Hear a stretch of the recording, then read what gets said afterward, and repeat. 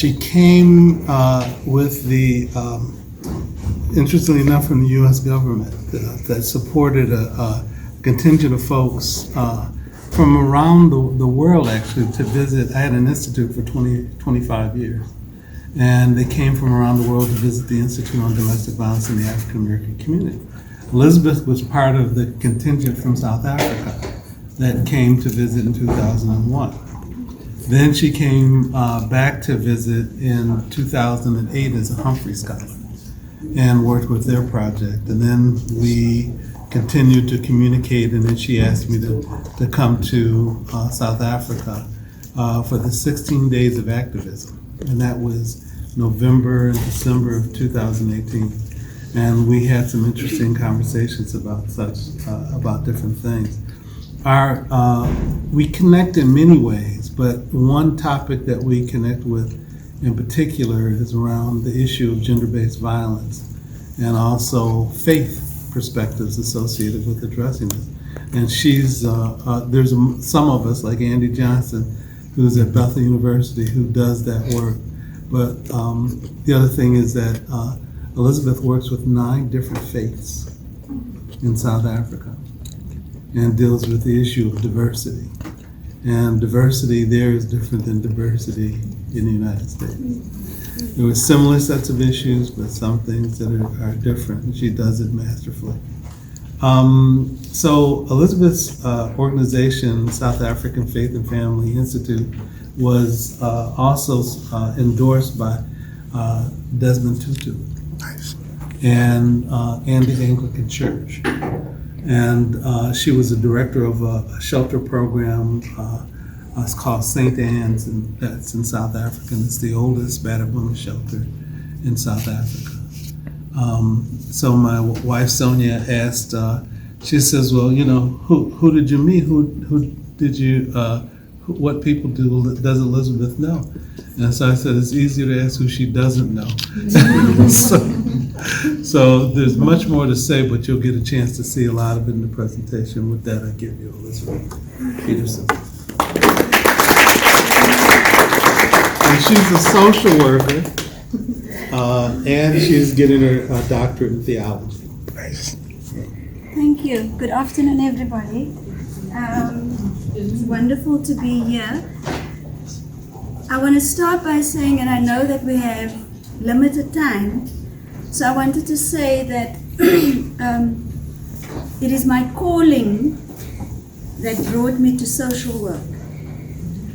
Because when I was little, I was a child, so I wasn't yet in church. So I don't want the church to take credit for what is not due to them. But I was a child playing in the sand, kind of maybe the year that I went to school or just before I went to school, and I had the sense of God, and that God brought me onto this earth and I'm supposed to help people. So I always say I had a sense of my calling before I went to church. And it was in fact that when I did land up in church that I discovered the church had some different ideas about the frame that I'm in and what this frame means in relation to what I understood my calling to be.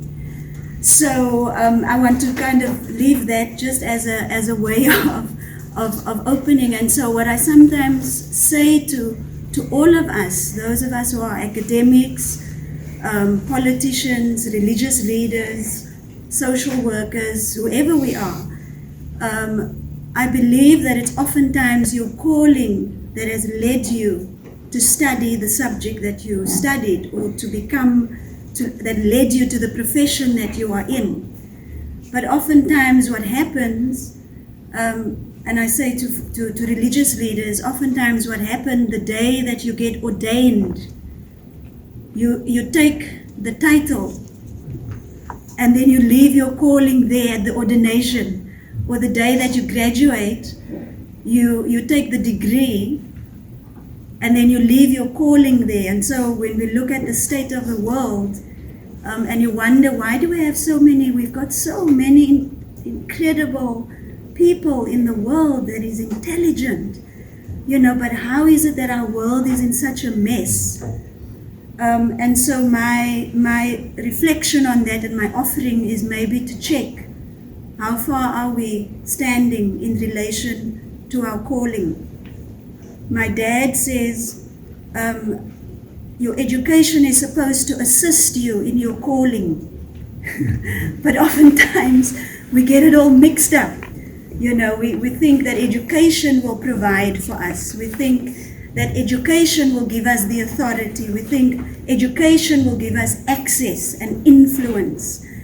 And so we are disconnected. We're sort of not in alignment oftentimes.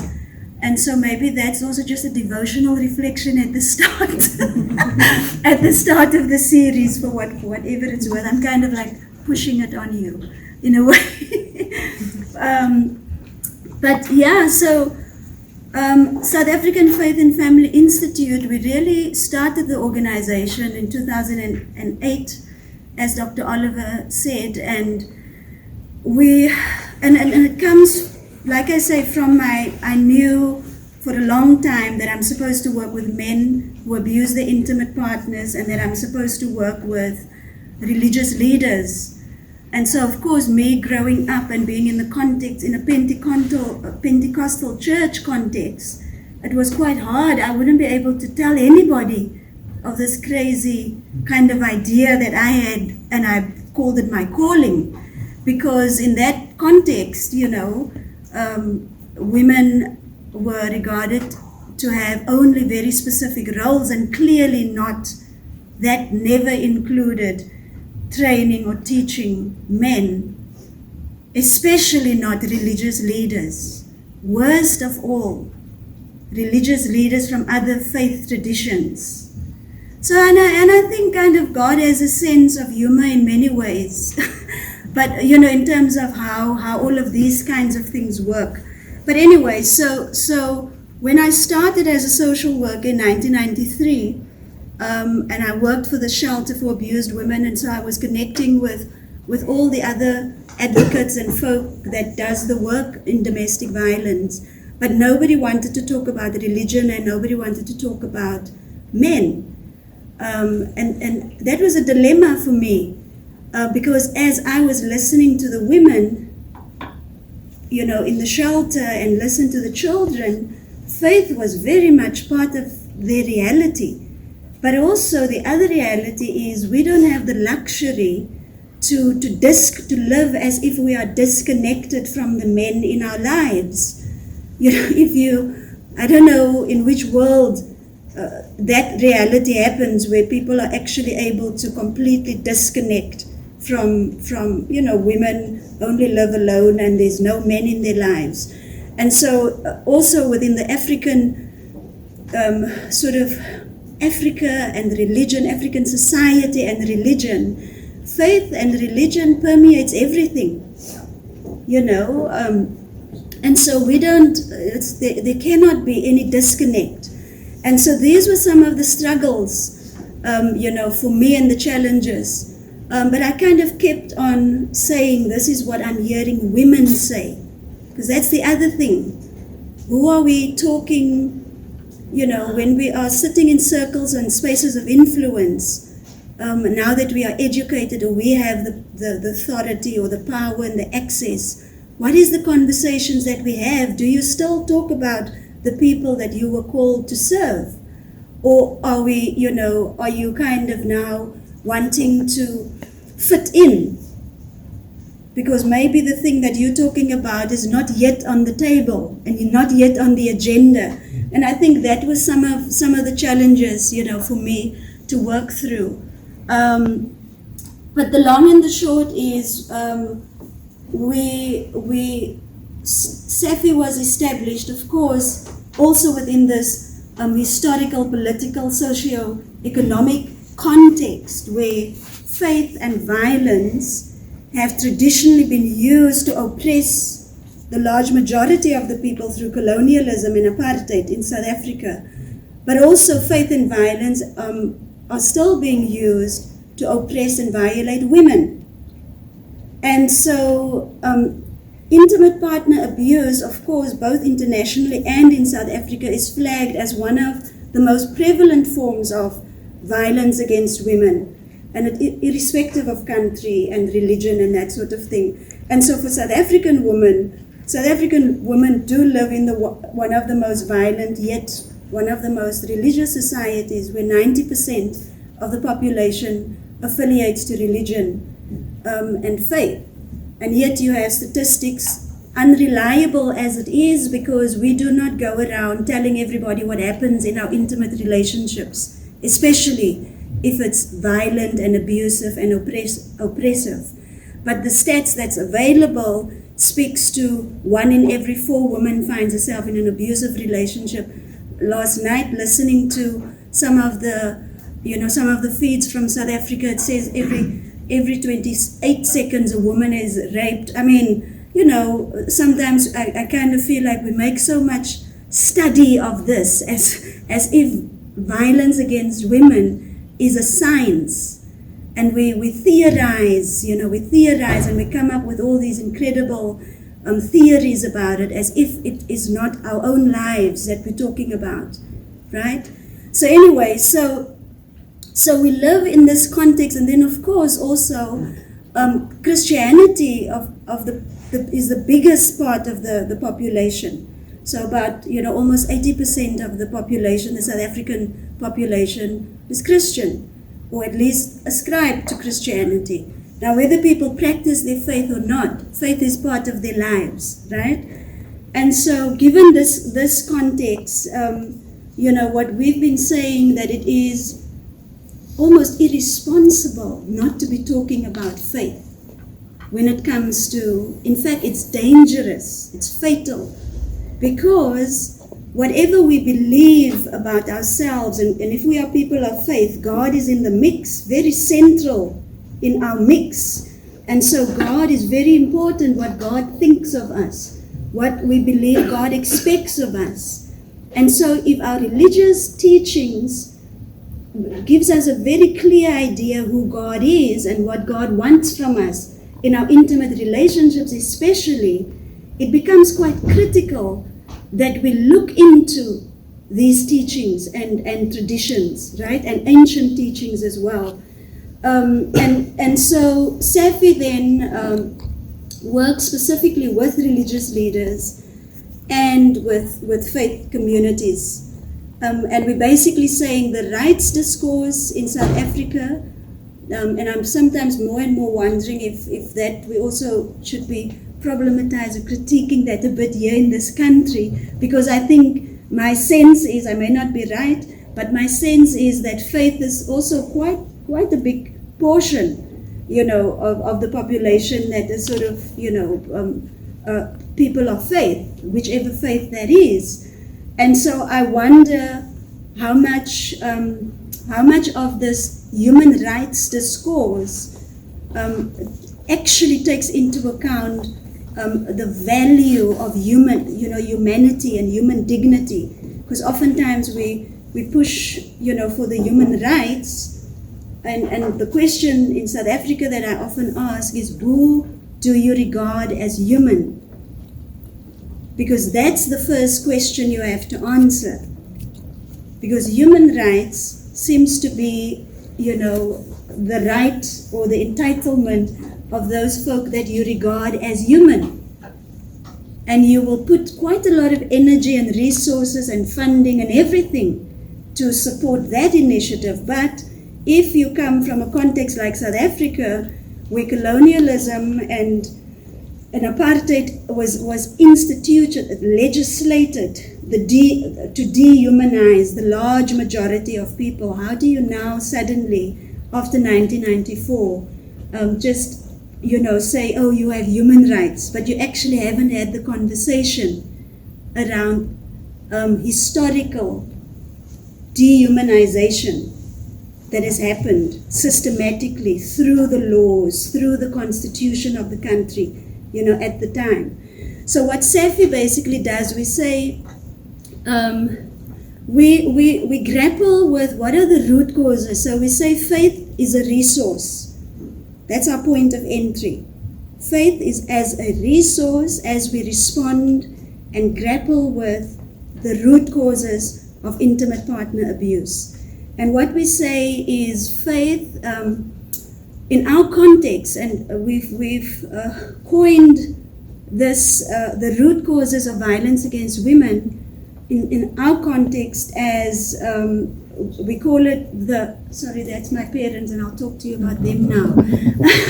But we say in South Africa, the root causes of violence against women, we frame as the Siamese twins of oppression. The Siamese twins of oppression is white supremacy and patriarchy.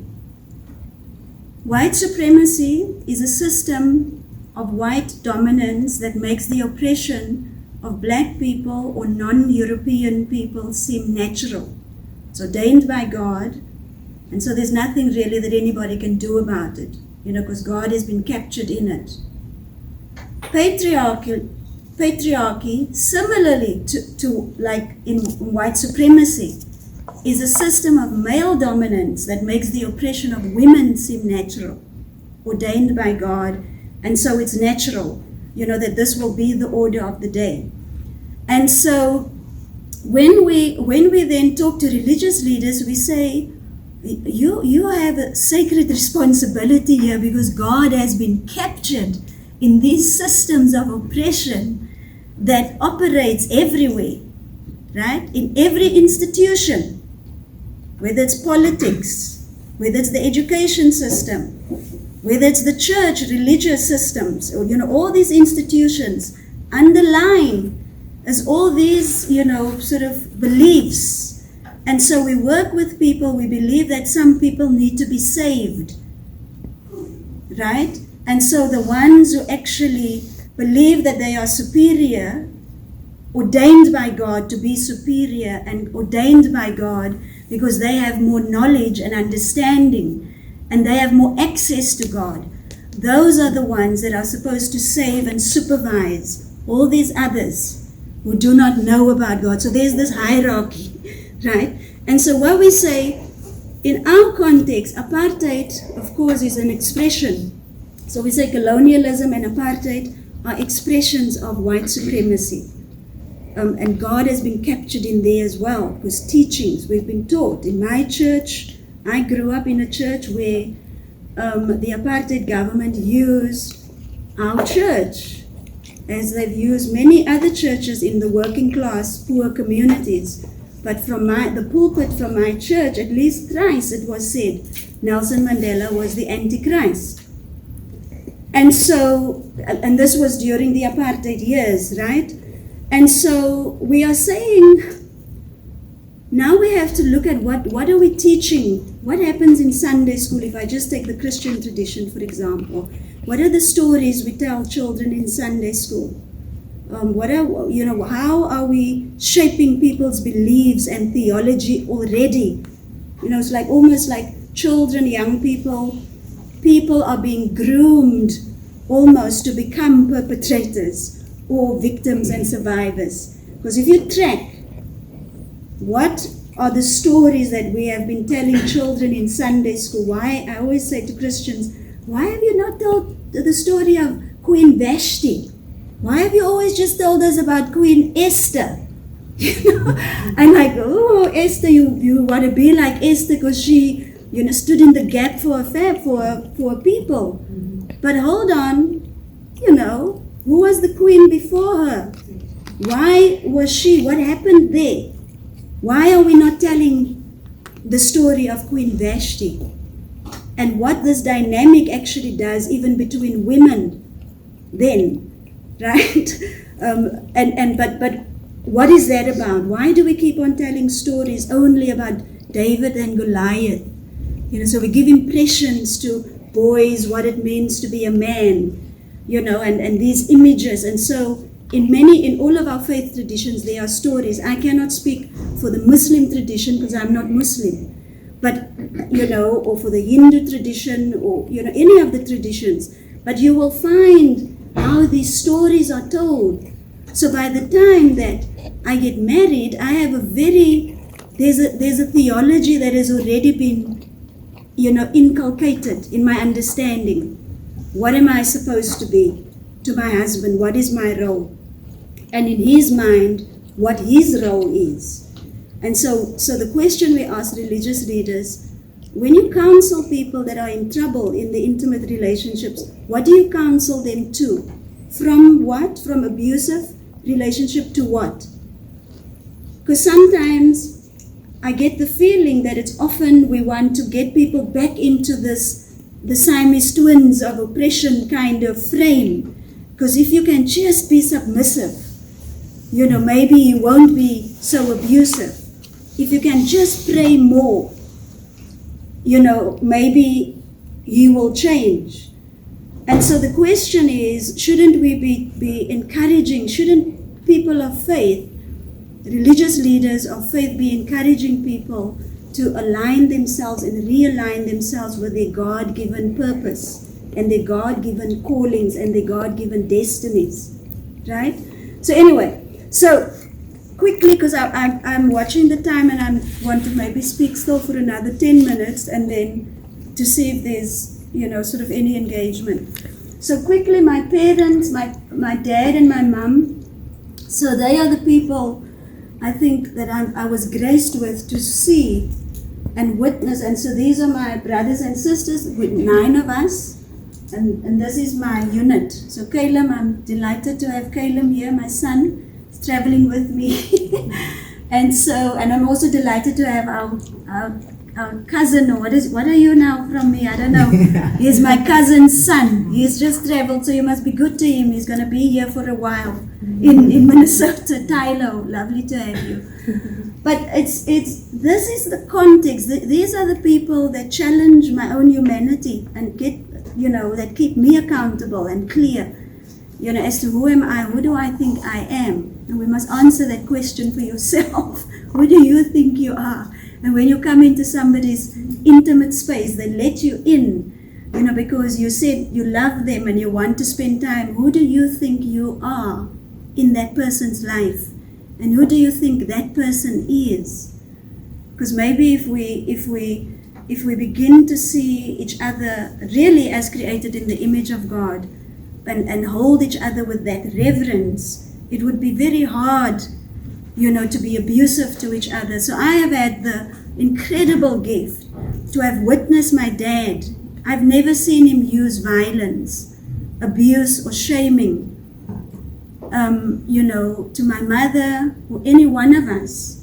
What I have seen is how he was treated like crap. Because in South Africa during apartheid, and still today, men like him, that looks like him, would be called boy by the children of the bosses, the employers that he works for. I have seen him and how him and my mother has been treated like crap in the church, because apartheid was fully alive in the church, right? We were not preferred. He wasn't preferred, although he was a church leader, he was an elder. But when I graduated from university, when I became the director of an organization, when I was in the newspapers and on TV, I got probably more preaching invitations in my church than my dad. And initially I was like, I was really irritated and resentful about that. But then I thought, this is an opportunity to wake our people up, because we are fast asleep when it comes to these oppressive systems. We really truly think and believe that those of us who are privileged, we think that we are privileged. We are not, right? So I use those opportunities to sometimes just let my parents stand and let's shift the focus. I wouldn't be here today. I wouldn't be doing this work of intimate partner abuse if I didn't witness my dad and the respectful way in which he has been dealing with people, and then with my mother in particular. And so when I do this work because I think it is absolutely crazy. It is abnormal for anybody, to start out meeting someone, to love them and respect them and show that kind of, affection. And then soon, or not too long after that, that intimate space becomes this place of terror and horror. And so I acknowledge my parents always. So what SAFFI's mission really is to get religious leaders to critically reflect theologically on teachings and scriptures that are easily misinterpreted and that is being used by men who abuse their partners, but also by victims and survivors who struggle. So we say you have to come up with the resources, because there's more than enough resources within your own faith tradition. Stop preaching the kind of teachings that people will misinterpret. Talk about the other scriptures and teachings that's also in your tradition, that's also in your holy book, that would liberate all of us.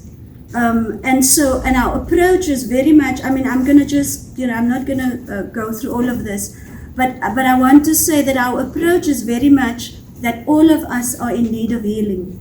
So we didn't come to shame religious leaders. We come and we work alongside them and we journey with them if they want to journey with us. So SAFFI mobilizes religious leaders and faith communities so that they address the faith dimensions and the root causes of violence against women. And we exist to help places of worship become sanctuaries of hope and healing for victims, survivors, and perpetrators and their families. And so we seek to be a resource, right? So we'll journey with you. We didn't come to teach you. We didn't come to colonize you, because colonizers come into a space always believing there's nothing there. People don't know. We're saying you are called, this is your work.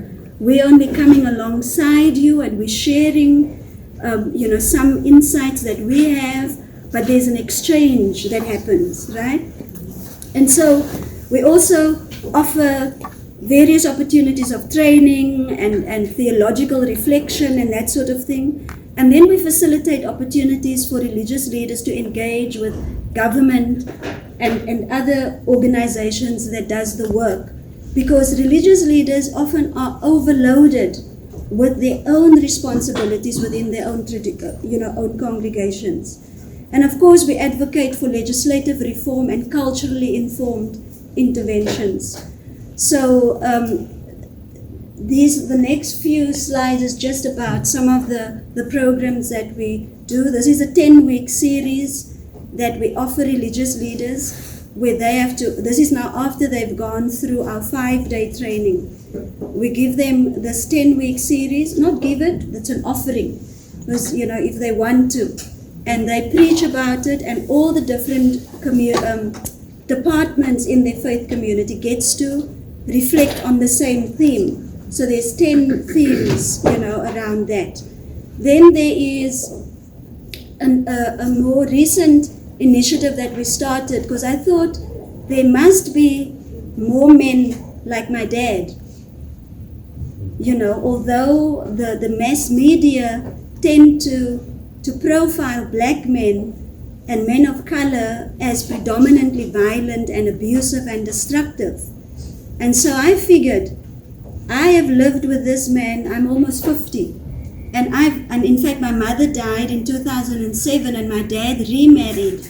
And I realized that this is the nature of this man, because I see him with my, what do I call? Is it my stepmother, apparently, they said. But anyway, I see him and it's the same person, right? Respectful, loving, and all of that. Do you want me to finish? Oh, okay.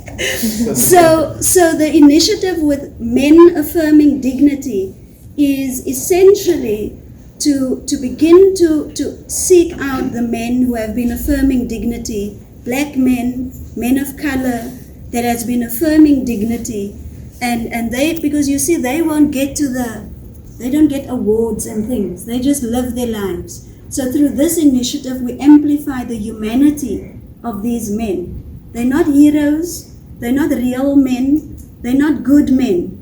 They are men who live their humanity. This is normal.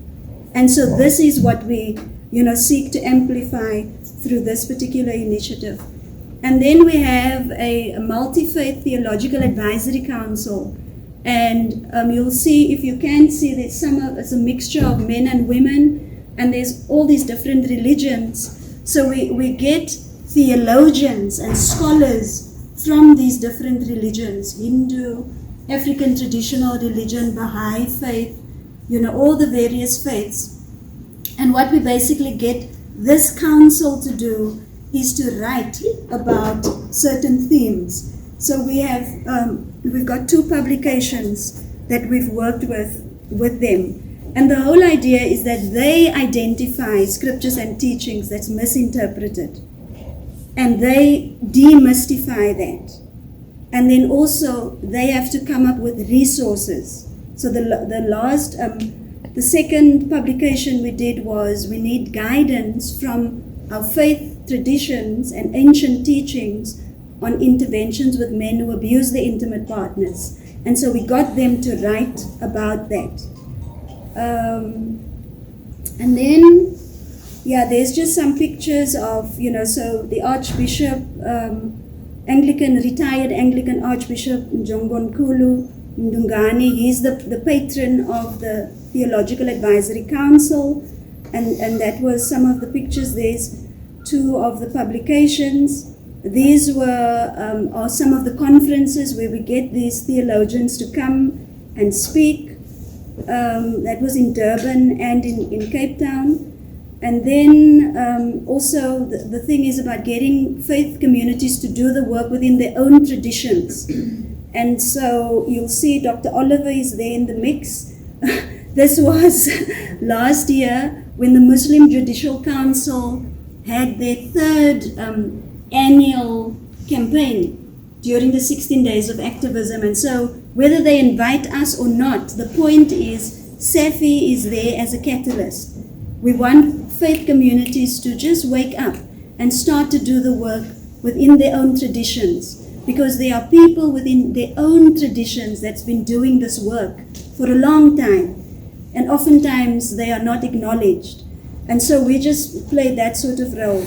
And also African traditional religion, we believe it's really important in the face of colonialism and apartheid that we give a very specific attention to African traditional religions, that they share about what are the resources there that have been muted out for centuries, for years, for decades, and what are the resources that would benefit all of us, those that had become Christian, those that had become Muslim or whatever faith, that sort of thing. And then the Jewish community, also they have asked us to come and speak to them, and out of that conversation, they launched a 3-month campaign within their own community.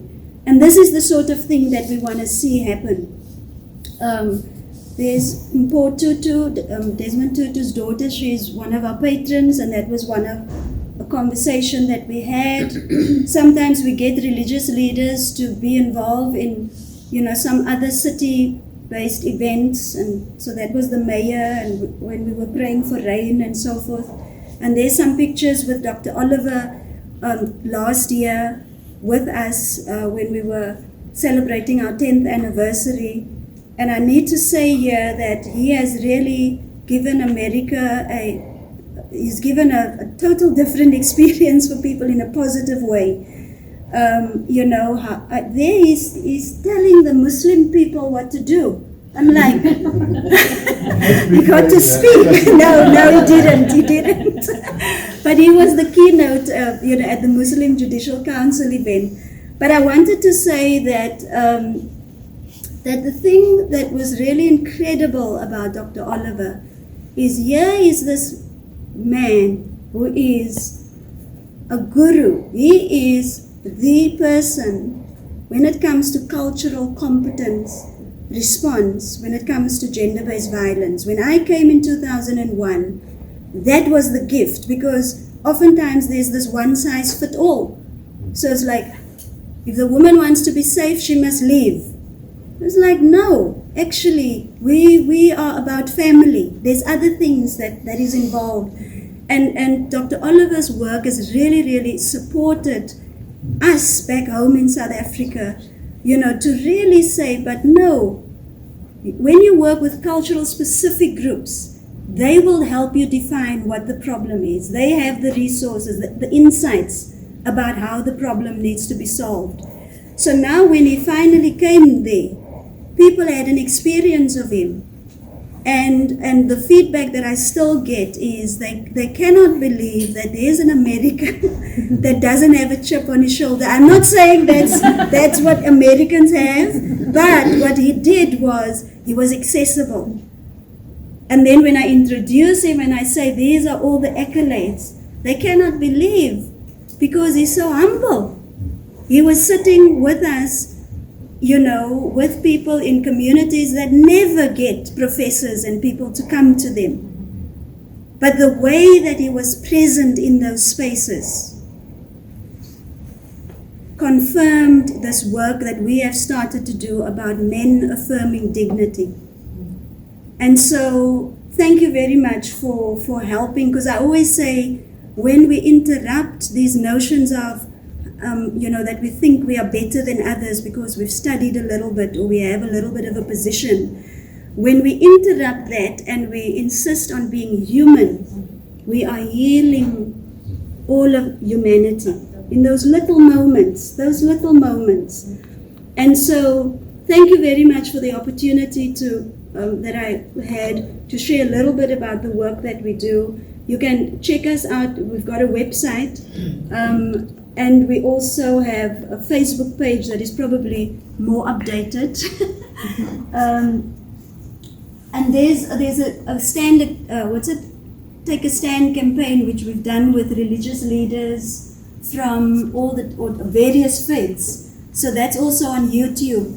You can just, when you Google, Take a Stand campaign, religious leaders or SAFFI or whatever, you'll find it. Or there's something on our website as well.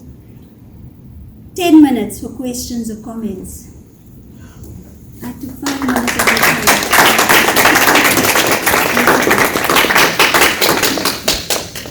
Let's deal with questions and answers. Did you even understand, or do somebody have to translate? Oh. Can you say a little bit more about what strategies you use to engage the religious leaders, please? Yeah, so there's various strategies that we use, because you can imagine when we started out the work, there was this tension between the religious sector and the domestic violence advocates sector, or the feminist movement, which is, and so what religious leaders have been used to is being blamed for domestic violence. And so I think our approach very much, because we're coming in and we say that we haven't come here to blame anybody. In fact, we all are in need of healing. We live in South Africa. We all have experienced apartheid. We all have been dehumanized, whether you were the oppressor or represent the oppressor, or whether you were the victim. So we all have been taught to believe certain things about ourselves, and which we all need to heal from. And what we have found is, that kind of sort of point of opening. In fact, right in the beginning, workers went out and they wanted to know who started the organization. That was some of the first questions. Oh, then it's a woman. And then they wanted to know whether I'm married, because that helped them.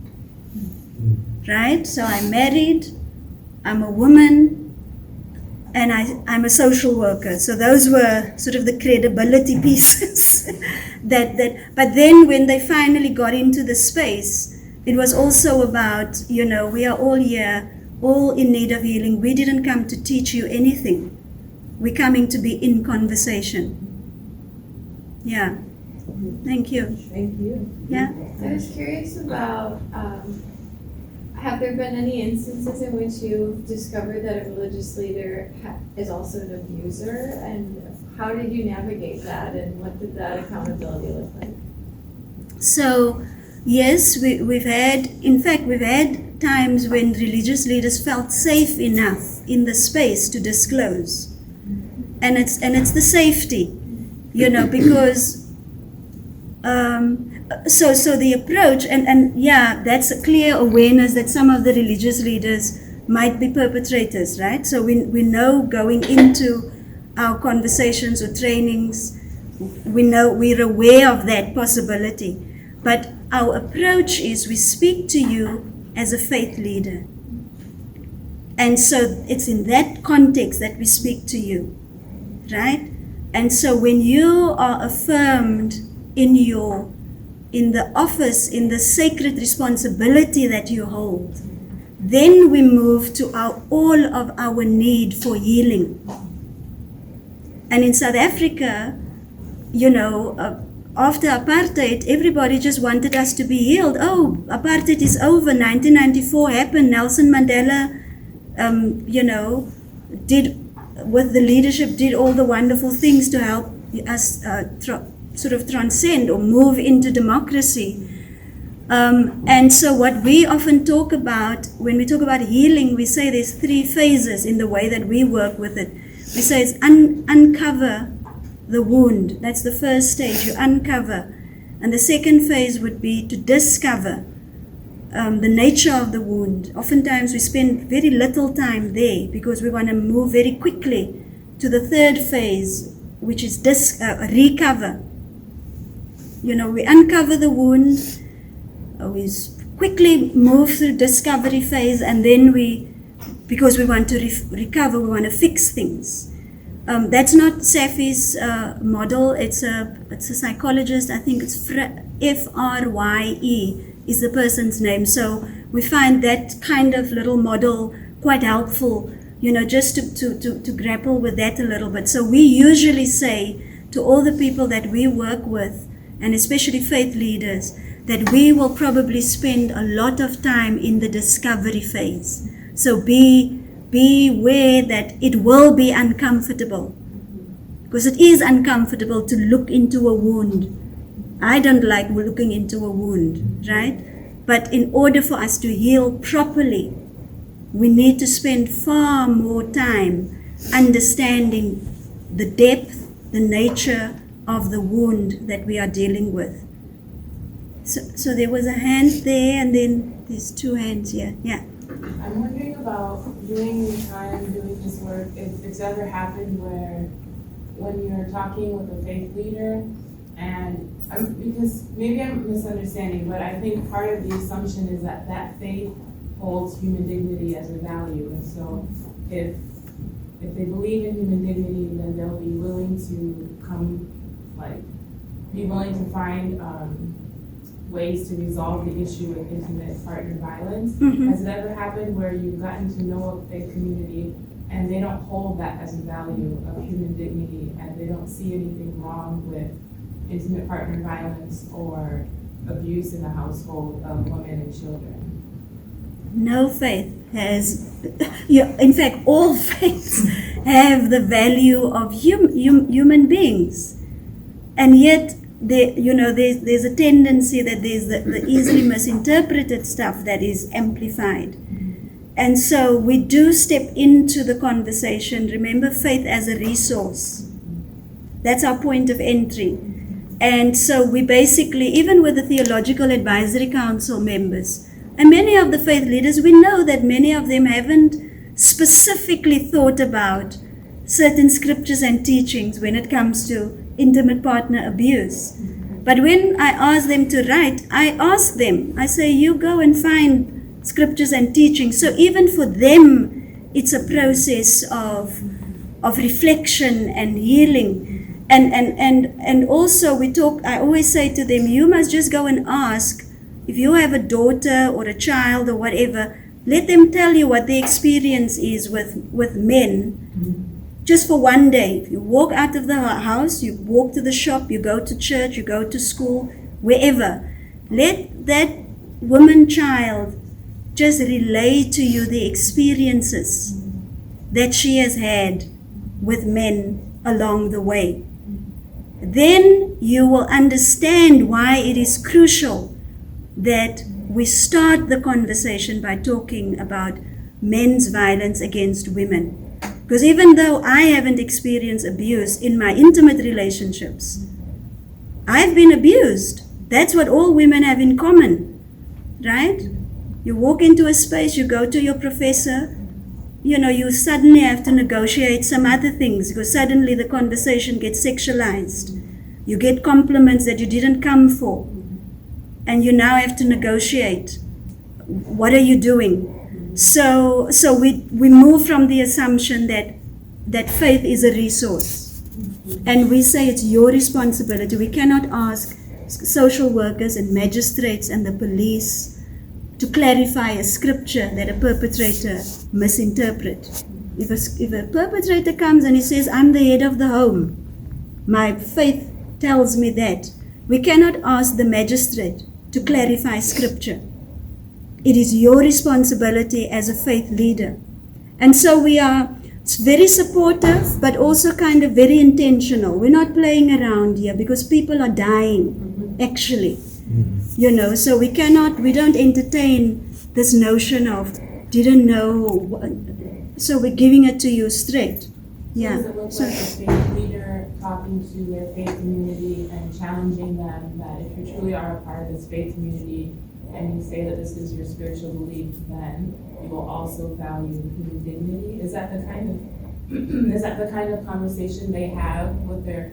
Because I just think I'm curious to know, like, how does that cultural change happen? Because decades and centuries long of culture, people thinking it's okay to abuse women and children. How does a faith leader suddenly change that in their own community? I think it's about when it becomes personal. Because I always say, I don't do this work for other women. I'm a woman, right?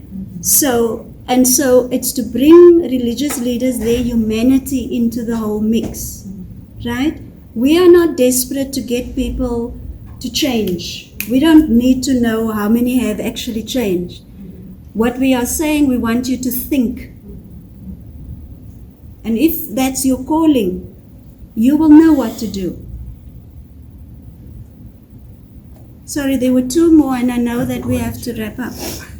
Yeah, I want to commend you for this work. It's very reflective for me. And when I first saw faith-based, I thought that we're going to talk about how an individual's faith connects to their, if they're being abused, how will they handle that? Mm-hmm. But however, I got something new. Mm-hmm. Value, faith. Mm-hmm. What would you recommend? Let's talk about the recovery phase. I come from a nation that is shattered, and many Cameroonians are out here looking for asylum because we're at war. And most of those women are raped, they are abused, and they are in that recovery state. What would you recommend? One. Number two, how can this beautiful resource you're developing be translated into policies? Because you said it doesn't necessarily mean that when there is violence, the partners must separate, which is very important. It's a combination of things, culture and everything. How would you advise the American policies against gender-based violence and how families can stay united? What policy recommendation can you make? I mean, I think you have, and I know that there are more people, other than Dr. Oliver, but I think here's your resource in terms of cultural specific, and there are other folks that, that are here in this country that have been doing work around cultural specific ways of understanding the problem, but also ways of strategizing. Now, we are incredible human beings. Their brains, the capacity, the fact that they have created systems like apartheid, that's human beings that created that. They put their intellect together. They legislated. All these things. What is it? Capitalism. All these things. Globalization. All these things are human beings coming together with these incredible minds and they create things and they navigate it and they weave it into legislation. And I'm of the belief that we are in a dispensation in the human race, in our journey, that we have to begin to use our intellect in that way. I mean, to actually work more towards cultural specific and then for the liberation of all of us. So I don't know if I'm answering it, but I'm saying we haven't used the full capacity of our intellect, because we keep on refining the theories of violence against women. I'm like, hold up. No, I didn't come to fight against, I didn't come here to get somebody's permission for me to do and live and be. I want to use all the time and the intellect that I have to express what I believe I have inside, and so I believe that's the case with all of humanity, actually. I have a resource that's from the Cameroon, that's in Texas, Yeah. and that does work around domestic violence. So Yeah. I can connect you with someone actually who's in Pennsylvania, Right. who can connect you with it. And I really want to encourage you, when it comes to cultural specific, stuff, and for those of us who are African, who are here, we have a particular responsibility to be very cautious about how we are often given platforms to speak. And African Americans in this country doesn't get the same platforms. We must be very cautious, because it becomes almost like we are part of the system of oppressing, ourselves. Because sometimes we get invited, like we come on programs and whatever, and we get paraded. And then, because we are intellectual apparently, but people don't know our own struggles. And so I really want to say it is absolutely crucial for people from African descent that comes to this country to make it one of your specific intentions to meet with and listen to African Americans and their experiences in this country, and listen to their intellect and see, and because most of the people that we work with in the programs are people of color, isn't it? I don't know, maybe I'm making a big assumption here, but if the people that it's in your programs are predominantly people of color, you ought to be speaking to the people of color from this place more than, and then see how do we fuse our intellect. You see, like what we are doing with religious leaders, we come in, we don't teach them anything, we come and we listen, we exchange. Because we have information, but they will know, they will have the wisdom in terms of how to apply what is relevant in their context. Muslims have a total different way in which they respond and engage. They may have a different language that I don't understand, and that's fine, right? I don't have to be in charge. We just have to facilitate. Use your gift. Facilitate, listen to others that has been there before you. Those who have lived the experience, they have the answers. Anyway, I can preach also, so that's not the... Are you Can we do? Oh, that's okay. Oh, sorry. I'll pass on. That's me. Are you okay? You can great. you can Great. speak to This me has been great. afterwards if you still need to. Sorry. Are you coming to say thank you very much? Go now.